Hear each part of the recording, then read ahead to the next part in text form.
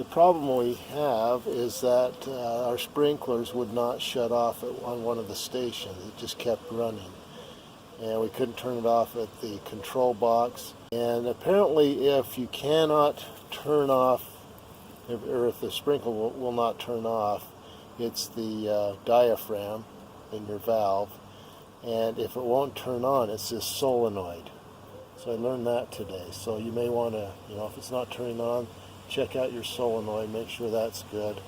And if it won't shut off, check out your diaphragm, which is basically there are these two parts.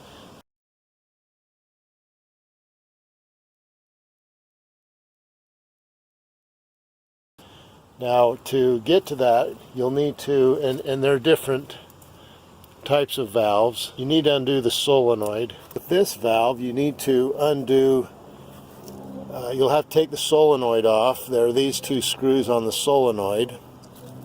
You can see those. You'll take those, and underneath that, there'll be two more screws. So you're going to have to remove these 8 screws. So what we decided to do is just go ahead and get a new valve, and we're just going to replace the upper part. And so we've taken out all the screws, we've taken the solenoid off. We're just now going to remove the top part. We've got one more screw to get out. And just remember, when you're removing the screws, make sure you press down to keep that compressed, so when you're taking them out it doesn't strip them. And then you'll want to just go ahead and we'll take this off.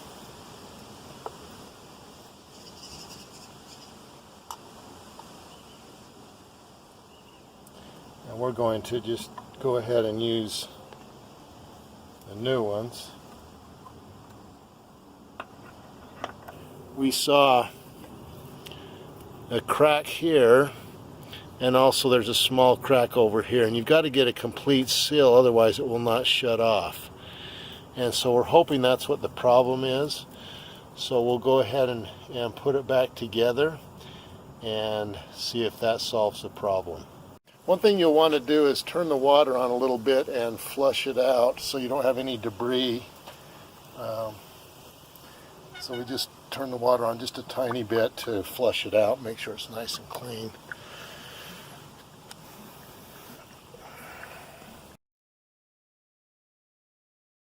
So we're just going to put the new ones in here. That, and then we'll just go ahead and put the new valve top part on. One thing you need to do is make sure you have the spring, insert the spring, and then insert the this metal rod inside here. And we'll just go ahead and put the screws back in and we'll be good to go.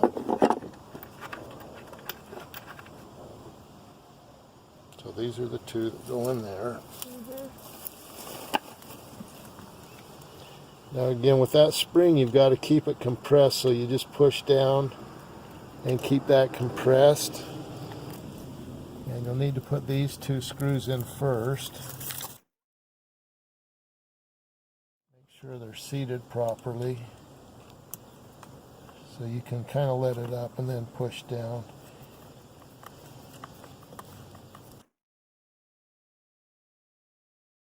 Before you tighten them all the way, you'll want to go ahead and try and put the other screws in. At least get them started.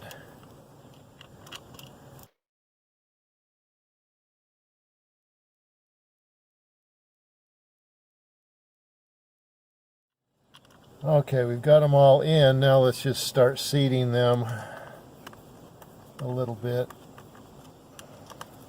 So you want to just insert each screw a little tiny bit so you get it all lined up. And you can feel when it starts to grab the other part of the valve. You've got that spring, so you want to keep that compressed. And then you'll just do the same thing. You'll go around and just tighten down each screw a little bit. You don't want to do one side all at once, because then it will throw the threading off on the other side.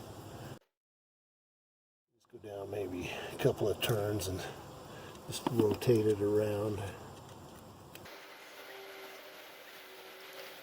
So now we'll just go ahead and start rotating. Just go maybe a couple of turns each until we get it all the way seated. Now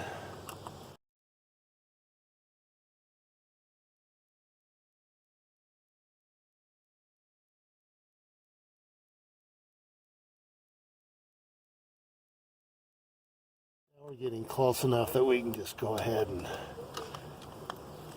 secure it. It's not going to be too unbalanced. You just want to go nice and snug. You don't want to over tighten it and strip it.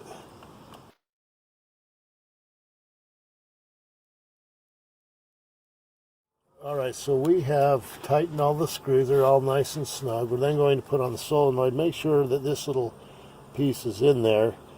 Sometimes they can fall out. These can fall out. They come out. It comes out, and this is what it looks like. On your solenoid, you need to be really careful because there's a spring that goes on the inside, and then make sure you put that pointed edge in here. It's very easy for them to both fall out, and then you have a problem. And one other thing, make sure that your solenoid has the washer on it, otherwise it will leak. So again, make sure there's a washer. We bought one and it didn't have the washer on it, and so it was leaking. So we just took one off the old one. So you want to kind of keep your finger on that so that it doesn't fall out. And then we'll just go ahead. You can see that there were two screws underneath the solenoid, so we had to take these off to get to those two screws to take off the diaphragm. And again, you want to do the same thing that you did before. Just do a little bit at a time. You don't want to tighten one side all the way up and then go to the other side, because it might strip the threads.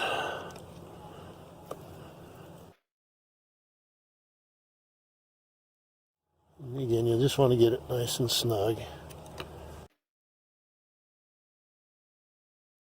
Now we're connecting the wires. And on your wiring, just make sure all of them are making a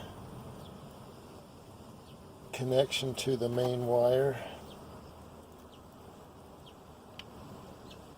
Make sure they're all seated correctly. And you'll just want to make sure you've got the main power wire, and then you've got the other one. So there are two wires that you'll need to connect. I don't think it really matters which one you use. They're both red in color.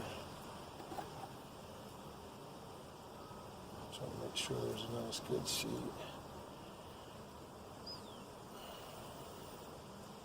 Okay, now we'll go ahead and turn the water back on, make sure there's no leaking.